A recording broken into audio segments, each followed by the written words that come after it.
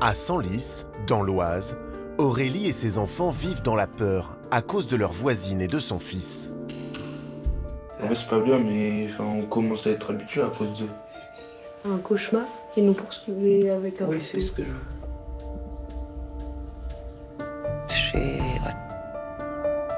La famille entière est à bout. Non, et puis les enfants n'ont pas à vivre ça, en fait. Je vous dis, même le soir, ils sont obligés de fermer, d'aller vérifier si la porte est fermée, ou ils me demandent s'ils sont dans le lit. Maman, est-ce que tu as bien fermé la porte? C'est pas... Enfin... Alors, pour se protéger, Aurélie a décidé d'investir dans un système de vidéosurveillance. Donc là, il y a une caméra qui est sur batterie, qui tourne toute la journée, ainsi que la nuit, elle peut tourner, elle est dirigée envers la porte. S'il arrive quelque chose, tout le monde est prévenu. Il y aura cette caméra aussi qui pourra attester. Voilà, j'essaye de me protéger au maximum. Aujourd'hui, sortir de l'appartement est une épreuve pour toute la famille. Il faut passer devant la porte de Micheline, avec la crainte de se croiser et qu'une nouvelle dispute n'éclate. Je l'ai aperçue, donc du coup, je suis un petit peu mal. J'essaye de ne pas être sous ses yeux, ça évite des altercations, qu'elle s'en prenne aussi aux enfants, la dame. Donc je préfère les accompagner. Entre les deux voisines, c'est un véritable jeu de cache-cache. Quand Micheline sort son chien, elle avance prudemment entre les bâtiments afin de ne surtout pas tomber nez à nez avec Aurélie. Vous voyez le virage là? Déjà, elle m'a déjà accosté avec sa voiture. Là. Ah ben, elle est dehors. Mais quand on vit côte à côte, difficile de toujours s'éviter. Là, il n'y a pas un bonjour, il n'y a rien? Ah ben non, même pas en rêve. Hein. Faut pas rêver que je vais dire bonjour à ça. Hein. Mais moi, je partirai pas de chez moi. Hein. C'est clair et net. Mais vous souhaitez qu'elle parte, elle? Ah ben que oui. C'est-à-dire, vous pouvez nous l'expliquer? Qu'elle s'éloigne de moi.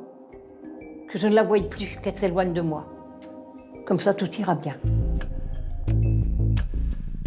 Le quotidien est devenu un enfer pour Micheline.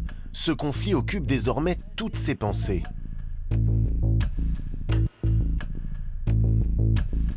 Exomile, je n'arrive pas à dormir. Dès que je me réveille, je pense à... Tout de suite, ça revient dans ma tête, les insultes, les... Ah, c'est une obsession. Ah oui, tout à fait. Hein. Et même quand je veux promener mon chien, je guette si elle n'est pas dehors. Hein. La voisine du dessus, c'est Aurélie, 36 ans. Elle aussi vit la boule au ventre et accuse Micheline de la harceler. J'ai essayé de lui demander d'arrêter. Je lui ai dit, s'il te plaît, arrête Micheline. Oui, ma puce, elle me disait. Depuis des années, le quotidien des deux femmes tourne autour de ce conflit. Quand elle sort, Aurélie reste sur ses gardes. Elle use de différents stratagèmes pour se protéger. Il y a une caméra ici, il y en a une autre de l'autre côté qu'on ne voit pas très bien. Et il y a les commerçants aussi qui sont dotés de caméras, il y en a une là. Donc c'est pas pour rien.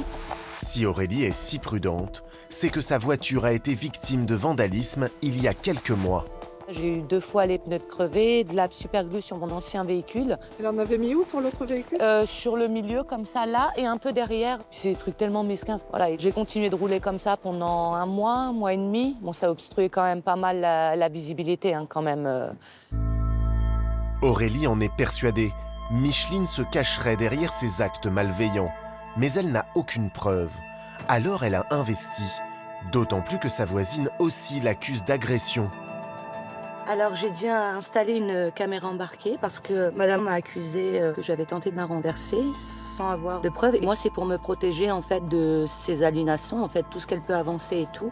Voilà. Donc j'ai dû installer ça à la maison, une caméra sur le véhicule. Désormais, Aurélie n'ose plus laisser sa voiture dehors. Des proches ont accepté de lui prêter leur place de parking souterrain. Elle nous conduit dans le lieu qu'elle veut garder secret. Donc chacun met comme il peut. Et voilà, mon véhicule ne risquera pas d'être dégradé. Il y a des caméras, c'est fermé, enfin voilà. Donc tout est mis en place pour... Mais bon, c'est pas normal, on vit comme des fugitifs alors qu'on n'a rien fait. Enfin, c'est incroyable. Mais cette situation est peut-être sur le point d'être réglée. Les deux voisines ont reçu une lettre importante de leur bailleur social. Pour Micheline, c'est la stupeur. Elle n'attendait pas ce genre de rendez-vous maintenant. Je suis convoquée à 15h45 à l'antenne. Demain. Demain. C'est pourquoi? Ah, je sais pas. Je sais pas. Pour dire peut-être de mettre un terme à toute cette révolution, parce que voilà, je peux plus vivre comme ça. C'est pas possible. Cette convocation n'est que la conséquence de près de 10 ans de conflits irrésolus. Pourtant, un conciliateur de justice avait déjà tenté d'intervenir il y a quelques mois. Micheline a gardé le compte-rendu de la rencontre. Vous pouvez me passer mes lunettes là-bas sous le bureau? Je ne pourrais pas vous lire. Hein. Les parties s'engagent à essayer de vivre en bonne intelligence et prennent l'engagement d'éviter d'employer des termes qui pourraient paraître pour le moins déplacés. À l'époque, le fils de Micheline vivait encore avec elle. Et lors de la conciliation, il n'a semble-t-il pas vraiment respecté le concept de discussion cordiale. Le conseiller de justice a été dans l'obligation de faire sortir du demandeur Monsieur c'est mon fils qui m'a accompagné, suite à des propos injurieux et menaces. Il l'a pas, mais il lui a simplement dit « Tu continues à insulter ma mère, je connais quelqu'un qui va t'attraper et te mettre dans le coffre. » Ben, mon fils, il en a marre que je me passe insulter tous les noms. Hein. Micheline pardonne à son fils. À la fin de cette conciliation, elle a même accepté, ainsi qu'Aurélie, de signer un accord pour mettre fin au conflit. En vain. Elle estime que cet accord n'a pas été respecté par sa voisine, qui l'aurait récemment provoqué. Au mois d'août, avec un couteau, elle a fait ça à sa fenêtre de cuisine. Elle a tout de suite fermé sa fenêtre de cuisine. C'est une agression encore. Demain, Micheline entend bien dénoncer ces violences et ces agressions qu'elle aurait subies. À l'étage du dessus, Aurélie aussi a reçu la convocation du bailleur social. Tout ce que Micheline raconte à son sujet, elle le conteste. Oui. Deux amis sont venus pour l'aider à préparer sa défense. Elle ne souhaite pas apparaître à l'image par peur de représailles. J'ai ma fille qui habite là avec le papa où on est séparés. Et souvent, elle va jouer à l'extérieur et j'ai pas envie qu'il lui arrive quelque chose. Et j'ai mes parents qui habitent dans cette rue. J'ai pas envie que, après Aurélie, ça passe à quelqu'un d'autre et encore moins ma mère, ou moi j'aurais pas la même patience de toute façon. Micheline semble semer la terreur dans tout le quartier. Mais qui dit vrai dans cette affaire ? Son obsession, c'est moi, discuter de moi dans le quartier, à qui veut bien l'écouter. Ça fait 15 jours que j'ai la migraine, j'ai une boule à l'estomac, j'ai une migraine, mais tellement de soucis qu'elle peut m'apporter. Et de toute façon, son but, c'est de me ruiner. Donc soit par le bien de mes enfants, qu'on prenne mes enfants, ou que je me retrouve à la rue, mais elle va m'avoir. De toute façon, elle me l'a dit, j'en ai marre. Franchement, je suis... Et je me dis heureusement que j'ai... Parce que des fois... Je me dis qu'il n'y a pas de justice. Hein. Que ça fait des années qu'elle crie à l'aide et que personne ne l'écoute, et je trouve ça dommage. Ouais. La mère de famille n'est pas justicière dans l'âme, mais demain, elle va monter au front. Comme elle n'a aucune preuve de ce qu'elle avance, elle a demandé à d'autres voisins d'écrire sur ce qu'ils pensent de Micheline. Cette femme est une honte pour la société. C'est horrible d'avoir autant de méchanceté en soi. C'est ce genre de personne qui peut ruiner la vie de certains voisins. J'admire Aurélie pour le calme dont elle a fait preuve toutes ces années, car il y a vraiment de quoi devenir fou. Dans tout ça, mine de rien, ça me fait du bien. Les témoignages sont accablants, mais seront-ils suffisants ? Quelle solution le bailleur va-t-il proposer pour mettre fin au conflit ?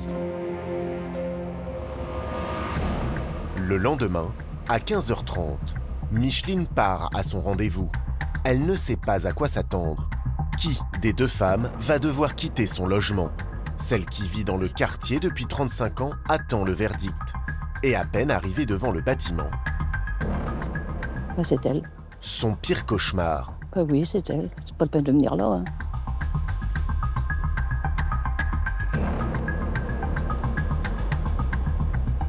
Je ne peux même plus la sentir. Oui, je tremble, parce que j'ai peur d'elle. Je sais pas si elle est derrière. C'est un peu parano à force. Ah non, elle n'est pas derrière. Ouf. Micheline est comme terrorisée et espère être reconnue victime. Bonjour, Monsieur Dan. Le rendez-vous est crucial pour l'avenir des deux femmes. Au bout de 20 minutes, c'est le verdict. C'est elle qui gagne. Bonjour, monsieur. Ah ben, c'est elle qui gagne. Parce qu'ils vont ils vont me résilier mon bail. Non, vous pouvez pas... Et elle a fait marcher l'histoire de mon fils. Comme quoi il avait dit, t'as de la chance parce que j'ai une connaissance qui pourrait t'attraper et te mettre dans le coffre. Voilà ce qu'il a dit, mon fils. Puis le conciliateur, il en a pris, voilà, parti pour madame attendre. Voilà. Ah. C'est une menace de mort. Ah, vous considérez ça comme une menace de... Vous comprenez quoi, vous, quand on vous dit Oh ben, j'aurais dû le faire. Tout simplement.